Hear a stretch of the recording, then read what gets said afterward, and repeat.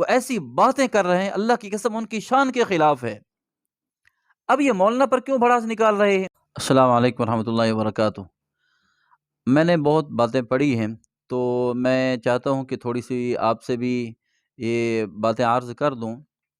اب یہ پہلا اشکال یہ کیا جا رہا ہے کہ مولوی تو خود کہتے ہیں خودکشی حرام ہے، لیکن عاصم جمیل کے بارے میں طویلات کر رہے ہیں، مختلف قسم کے ہیلے بہانے کر رہے ہیں۔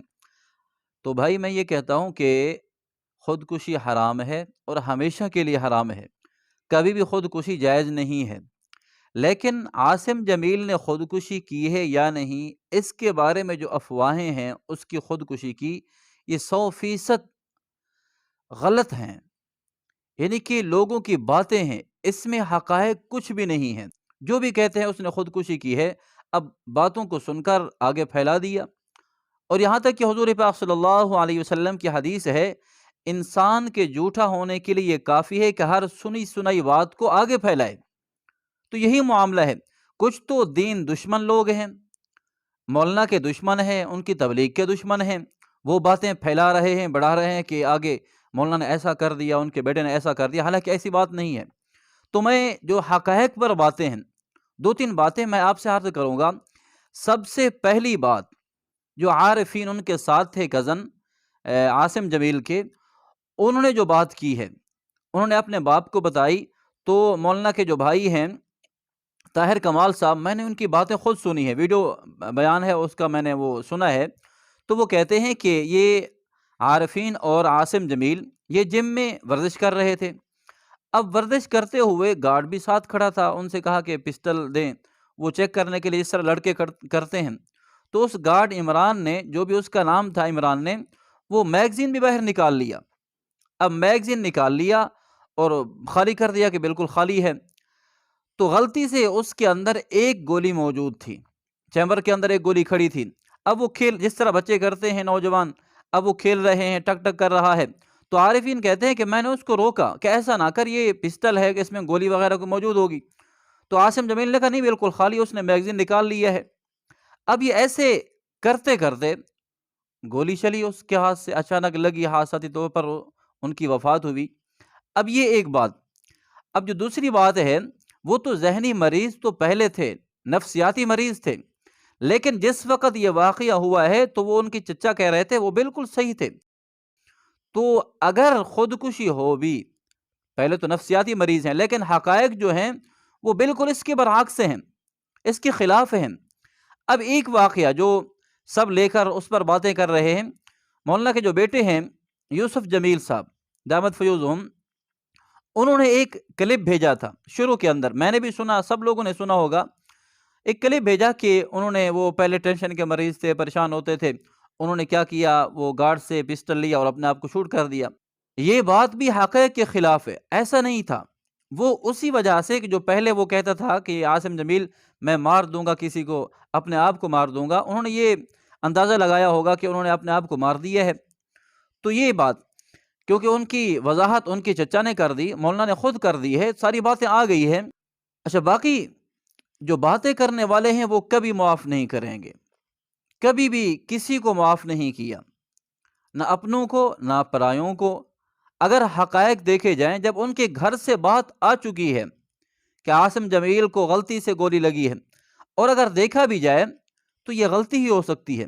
اب کسی نے اپنے آپ کو مارنے کے لیے اپنے سینے پر گولی نہیں چلائی، وہ سر پر رکھتا ہے اور شوٹ کرتا ہے، مر جاتا ہے۔ حالانکہ ایسے واقعات بہت ہیں، میرے سامنے 1-2 واقعات ہیں، اب اچانک کسی کو گولی لگی، وہ شہید ہو گئے۔ اب یہ باتیں بہت ہیں، اکثر ایسا دیکھا گیا ہے کہ جب کوئی مرنے والا ہو تو اپنے آپ کو جب مارتا ہے تو سر پر رکھتا ہے، گولی مارتا ہے، ختم ہو جاتا ہے۔ اب یہ اچانک لگنا اور سینے پر لگنا، یہ بہت عقل کے خلاف ہے، انسان سوچ بھی نہیں سکتا۔ باقی میرے اور آپ کے لیے کیا سبق ہے اس میں؟ سب سے پہلی بات، جب تک ان کے گھر سے تحقیق نہیں آئی تھی، ہم سب شک میں تھے، پتہ نہیں اس نے خودکشی کی ہے نہیں کی، یہاں تک کہ مجھ سے کافی ساتھیوں نے یہ رابطہ کیا کہ ان کو شہید کہنا چاہیے یا نہیں کہنا چاہیے، تو میں نے خاموشی اختیار کی۔ تو آج جو ان کے حالات سامنے آئے ہیں، ان کے گھر کی بات سامنے آئی ہے، تو اس کو سامنے بنیاد بنا کر میں کہتا ہوں وہ شہید ہیں، کیونکہ یہ حادثاتی موت ہے۔ کوئی بندہ حادثاتی طور پر مر جائے تو وہ شہید ہے، دیوار کے نیچے آ جائے وہ شہید ہے، پانی میں ڈوب کر مر جائے شہید ہے، آگ لگ جائے شہید ہے، اگر اچانک گولی لگ گئی ہے وہ بھی شہید ہے۔ اب ان کو خودکشی کہنا، اور بعض تو ایسے بڑے بڑے لوگ، اللہ معاف کرے، جو اپنے آپ کو بڑا سمجھتے ہیں، اسلامی اسکالر ہیں، وہ ایسی باتیں کر رہے ہیں اللہ کی قسم ان کی شان کے خلاف ہے۔ اب یہ مولانا پر کیوں بھڑاس نکال رہے ہیں؟ اب مولانا کا اس میں کیا، اگرچہ اس نے خودکشی کر لی آپ کے ذہن کے مطابق، مولانا کے اس میں کیا قصور ہے؟ مولانا کو کس جرم کی سزا دی جا رہی ہے؟ ان پر باتیں کی جا رہی ہیں اور ایسے الزامات، گھٹیا ترین زبان استعمال کی جا رہی ہے، آخر وہ کس بدلے میں؟ کیا مولانا نے ان کو یہ بات کی تھی کہ اگر آپ کے ذہن کے مطابق اس نے خودکشی کی ہے، کیا مولانا نے ایسی بات کی ہے ان کو کہ آپ خودکشی کر لیں؟